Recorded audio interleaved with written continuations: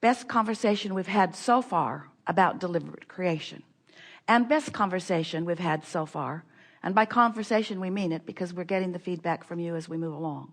Best conversation we've had so far about what allowing is.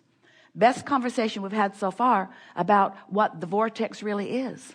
Best conversation we've had so far about what contrast provides for you. And best conversation we've had so far about how you stand eternally in a place of evolution. And since that is true, it's time for you to stop taking negative score about where you stand, because where you stand is perfect. And friends, there is nothing that you cannot be or do or have.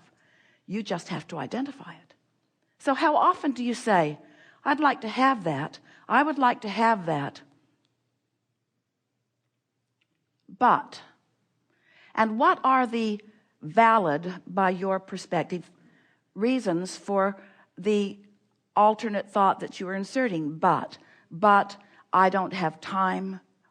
As you argue for your limitations, or as you point out in further defensiveness that it isn't done yet, that's the thing you're doing that's practicing the vibration that's slowing the momentum, you see.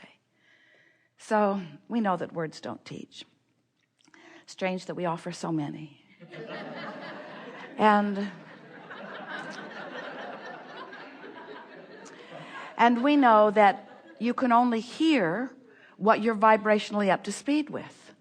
But it is our knowing that a whole lot of you are vibrationally up to speed with this conversation that we're having right now. There is nothing that you cannot be or do or have.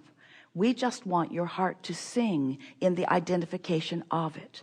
Because when you are joyously identifying something that you desire, that means that you are vibrationally in the vicinity of it. And that means the fulfillment of it in terms of seeing it and hearing it and smelling it and tasting it and touching it is going to be way fun for you.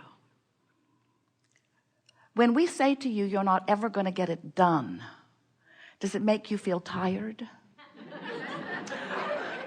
Or does it make you feel eager? Jerry and Esther had a friend years ago who would say to people who were complaining about being tired, don't worry, honey, you can rest in heaven. And Esther would think, I really don't think that's right. I don't get the sense that that's what's going on in that non-physical realm. I think there's a whole lot of eagerness going.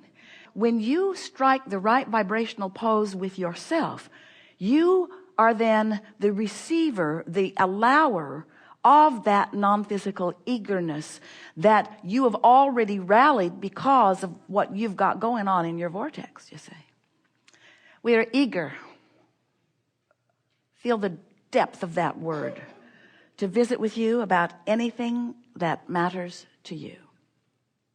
Prepare yourself for conversation that's going to take you into a new place, and get ready to be the owner of your desire and then the happy observer of wonderful things just lining up.